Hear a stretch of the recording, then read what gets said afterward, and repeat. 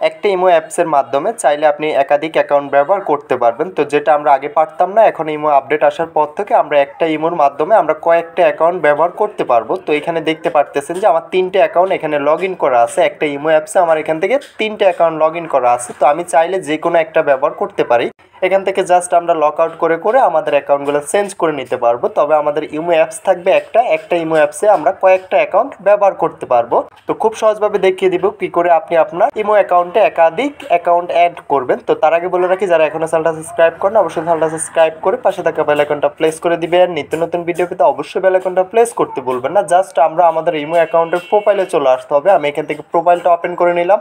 প্রোফাইলটা ওপেন করার পরবর্তীতে এখান থেকে সুইচ টু অ্যাকাউন্ট একটা অপশন পেয়ে যাব। সুইচ টু অ্যাকাউন্টে ক্লিক করে দিব। সুইচ টু অ্যাকাউন্টে ক্লিক করে দেওয়ার পরবর্তীতে এখান থেকে অ্যাড অ্যাকাউন্ট একটা অপশন পেয়ে যাব।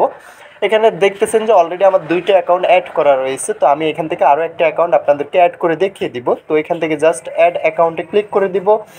অ্যাড অ্যাকাউন্টে ক্লিক করে দেওয়ার পরবর্তীতে আমরা এখান থেকে জাস্ট আমাদের মোবাইল নাম্বারটা দিয়ে দিতে হবে, যেই ইমো অ্যাকাউন্টটা আমরা এটাতে অ্যাড করতে চাচ্ছি। তো একটা অ্যাপসে আমরা এখান থেকে 3 অ্যাকাউন্ট ইউজ করব। তো আমি এখান থেকে জাস্ট আমার নাম্বারটা দিয়ে দিচ্ছি। নাম্বারটা দেওয়ার পরবর্তীতে এখান থেকে টিক মার্কে ক্লিক করে দিলাম। টিক মার্কে ক্লিক করে আমরা সিম্পলি আমাদের ওই ওটিপিটা দিয়ে দিতে হবে। ওটিপিটা দেওয়ার পরবর্তীতে অ্যাকাউন্টটা আমাদের এখান থেকে অ্যাক্টিভ হয়ে যাবে। তো আমরা খুব সহজভাবে একটা ইমো অ্যাপসের মাধ্যমে আমরা কয়েকটা অ্যাকাউন্ট এখান থেকে লগ ইন করে করে আমরা লক আউট করে অ্যাকাউন্টটা ব্যবহার করতে পারবো। তো এখানে অলরেডি আমি 3টে অ্যাকাউন্ট ব্যবহার করতেছি। তো আপনি চাইলে এটা 3 ডটে ক্লিক করে এটা রিমুভ করে দিতে পারবেন। এখান থেকে আপনার আলাদাভাবে কোনো অ্যাপসের প্রয়োজন নেই কিংবা দ্বিতীয় কোনো ইমো অ্যাকাউন্ট ডাউনলোড করতে হবে না।